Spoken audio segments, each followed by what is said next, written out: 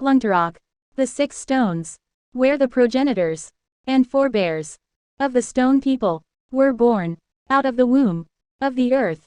Stone people, the poetic and politic, barbaric and balladic, finders of water, and fighters of fire. Stone people, the polyglots, knowledgeable in birds' language and animal discourse. The students, who learned from ants the art of carving heads of enemies as trophies of war. Stone people, the romantics, who believed the sun can sulk, the moon can hide, and the stars are not stars, but pure souls, watching over bereaved hearts, here below, with their glow. Stone people, the potters and weavers, planters and growers, hunters and carvers, singers of songs and takers of heads, gentle lovers and savage heroes, builders of homes and destroyers of villagers. Stone people, the worshippers of unknown, unseen spirits, of trees and forests, of stones and rivers, believers of soul and its varied forms, its sojourn here, and passage across the water into the hereafter. Stone people, savage and sage, wha sprang out of Lungterok. Was the birth adult when the broke? Or are the stone people yet to come of age? According to an article, Literature is Social Agenda, the Poetry of Temsula by Neeraj Sankyan and Suman Sigroha School of Humanities and Social Sciences Indian Institute of Technology, Mandi, HP. Abstract. The French philosopher Louise Gabriel Ambroise once commented that literature is an expression of society just like the word is the expression of a human being. This especially gains enormous significance with respect to the literature from the northeastern part of India, which is often and unfortunately described with epithets such as terror, violence, fear, loss, soaked in blood, misra xxiv, etc. This is mainly owing to the violence perpetrated by insurgency of the militant outfits fighting for freedom of their land from Indian government and counter-insurgency operations of the latter. Besides, a deep sense of alienation and denial infests the area due to its landlocked geography and apathy of the Indian government.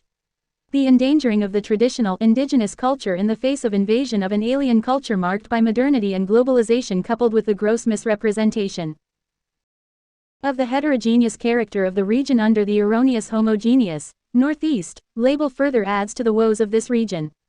It is only natural hence that most of the literature emanating from this region carries a deep-rooted concern for the social issues that plague these areas. Temsula, from Nagaland, is one such accomplished writer who strives to bring about a social change in her region by creating awareness about all the issues mentioned above. This paper is an attempt to explore and foreground such social concerns in her poetry collection titled Book of Songs.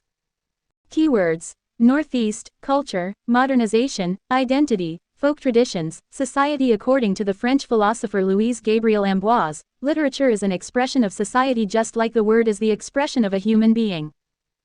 This especially gains enormous significance with respect to the literature from the northeastern part of India, which depicts perceptions of the traumatic experience of a people living in the midst of terror and fear and yet cherishing hopes that human values will triumph someday and new dawn of peace would emerge out of this trial by fire. Misra X. The region has suffered from a severe identity crisis as a consequence of redrawing of boundaries that began with the partition of the subcontinent. Misra XVII. The unfair representation of the region in the nationalist discourse has had an adverse effect on the psyche of the people who felt wronged by an indifferent Indian state. As Rocky Kalita puts it, the story of these people is the story of history's accidents, of an arbitrary line drawing boundaries across geographically and culturally contiguous lands, dismembering the natural and inevitable growth and movement of a community, a consequence of colonial ambitions, political battles and failed bureaucratic strategies. 17.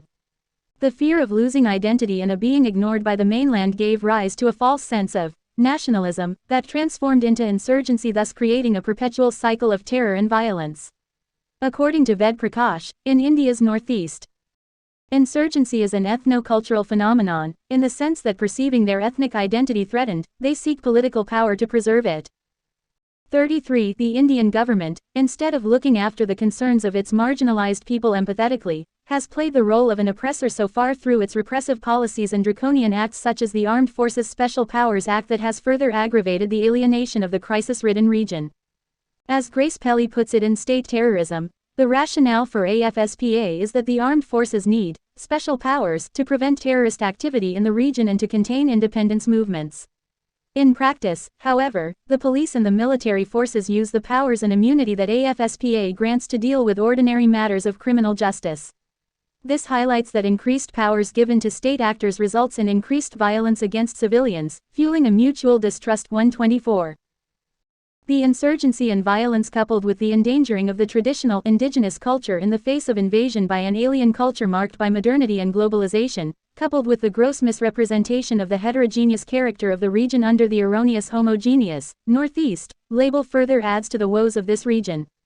Quoting Samir Kumar Das in Governing India's Northeast, it is true that in scholarly circles Northeast continues to be dismissed as an elusive construct, with its wide divisions and remarkable differences that refuse to give unto themselves any generic and pan-regional character. 20. Moreover, this fetishization or the threat of Musumization, XV, as G.J.V. Pasa describes it in the introduction to Book of Songs, is a potential threat to the already endangered culture of the Northeast. Temsula expresses this fear of losing of identity culture in a 2006 article. The cultures of Northeast India are already facing tremendous challenges from education and modernization. In the evolution of such cultures and the identities that they embody, the loss of distinctive identity does not bode well for the tribes of the region.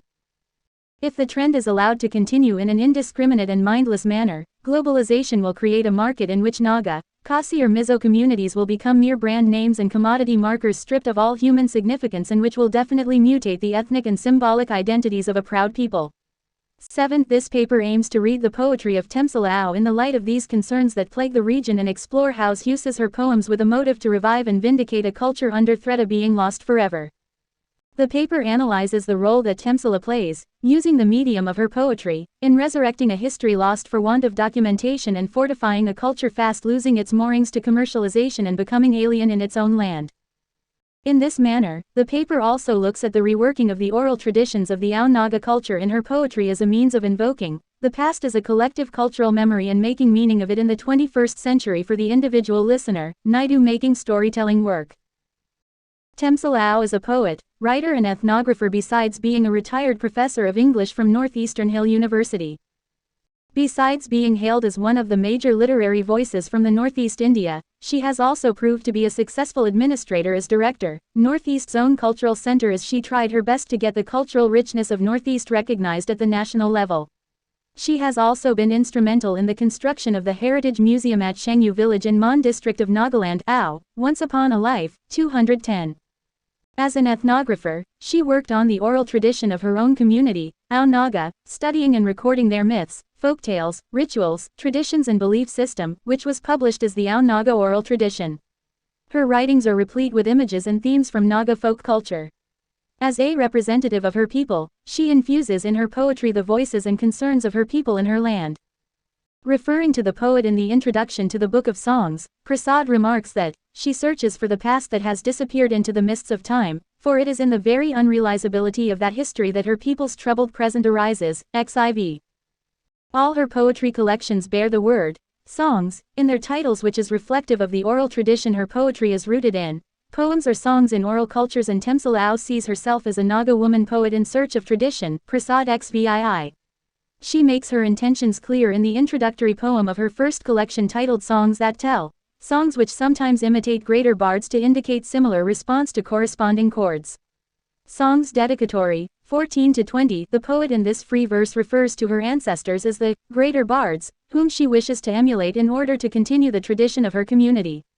These songs, for her, are a way of reviving her kinship with her community, of experiencing and responding to their joys, pains and sorrows in a similar way as once her ancestors did. She aspires to uphold the tradition and merge her voice with it. She further reiterates this point later in the poem, stating that her songs now vibrate for a kindred heart who knew and understood long before I knew them. 32-35. Kindred heart is an allusion to her forebears, and her poems carry the vibrations of the songs that have been sung in the past. She renounces her individuality for the sake of belonging to the tradition, and in that merging alone does she revive her lost identity. This historical sense that the poet exhibits has been expounded by T.S. Eliot in Tradition and Individual Talent, where he says, his historical sense, which is a sense of the timeless as well as of the temporal and of the timeless and of the temporal together, is what makes a writer traditional. And it is at the same time what makes a writer most acutely conscious of his place in time, of his contemporaneity. Eliot 44. The Stone People from Lungterok is a poem about the creation myth of the Ows. According to Mark Bender, the poem draws on tradition-rich imagery of assemblies of stones that mark sites associated with origins of the ancients. 112. A note attached at the end of the poem explains that the word, Lungterok, in Ao Naga language means 6 stones. It further adds that, according to Ows, their first forefathers emerged out the earth from a place called Lungterok. There were 3 men and 3 women. Ao 111. In this poem, the poet conjures up a remarkable image of her ancestors. She portrays them as possessors of special skills for survival, well versed with the secrets and wisdom of nature and myriad of creatures, worshippers of the natural and the supernatural. Using oxymoronic adjectives such as barbaric and balladic, the poetic and the politic, and savage and sage, the poet paints a larger-than-life image of her ancestors and eulogizes them while tracing to them the roots of the present Ao Naga traditions. This poem can be read as a means employed by the poet to locate and revive her lost identity, especially in times when cultures seem to lose their grounds of existence and turn into objects of fetish, and simultaneously to instill a sense of pride in the traditions of her community. The poet makes a reference here to the martial tradition of headhunting that was famous once in the Ao Naga culture. As described in Nagaland by Very A. Elwin, the practice of headhunting is based on a belief in a soul matter or vital essence of great power, which resides in the human head. 11. While the poet maintains a tone of certainty about the poet's faith in her traditions, it ends on a skeptical note reflecting poet's ambivalence. Was the birth adult when the stone broke? Or are the stone people yet to come of age? Stone People, 54-55. In Heritage, the poet expresses the irony of having to witness artifacts belonging to her tribe being displayed in a European museum behind glass cages. Caught between opposing forces of close familiarity and stark alienation, she experiences helplessness and despair at watching her heritage symbols locked and displayed as in these lines. They languish, these uprooted treasures of my heritage caged within imposing structures in designated spaces. Heritage, 14. The poem comments on the exoticization of cultural artifacts that alienates them from their very source, ridding them of their true identity and reducing them to mere objects of display. But artifacts wrenched from their origin must, by reason, remain mute. Heritage, 11-13. The poet views this exhibition of her heritage icons as an insult and threat to her identity, and having overcome her initial shock and feeling of helplessness, resolves to bring the purloined treasures back to their place of origin. This seems to her a way of redeeming herself of the identity crisis arising from this cultural alienation. As put by Jorn Rusin, identity is a matter of culture. Culture is the entire achievement of the human mind in interpreting and understanding the given world, including oneself as living in this world and being a part of it. 144. This delicate relationship between identity and culture is threatened in this age of globalization, which, despite having increased the options for identification on a personal and collective level, has also contributed towards the fragmentation of identity. Surveys, Lion Terzies 2000.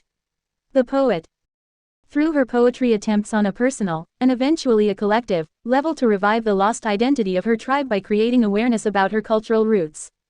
High Street or Y.Fromthe Songs from the Other Life is a poem that augments the discourse of reconstructing a history long neglected and on the verge of being forgotten. The folklore referred to in this poem as songs assumes a life of its own, seeking expression through the poet's words after lying silently in her being like dormant seeds awaiting germination. The folklore constitutes an important part of the cultural heritage and is transmitted across generations through the medium of oral traditions. As such, folklore plays a significant role in constituting the identity of a particular people.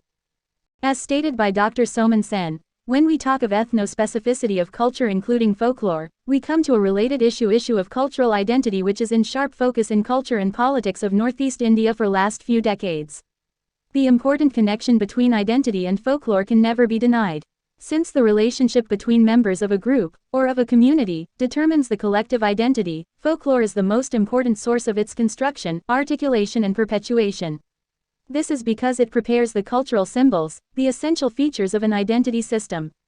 37. The poet wishes to keep this tradition of her folklore alive through her poems.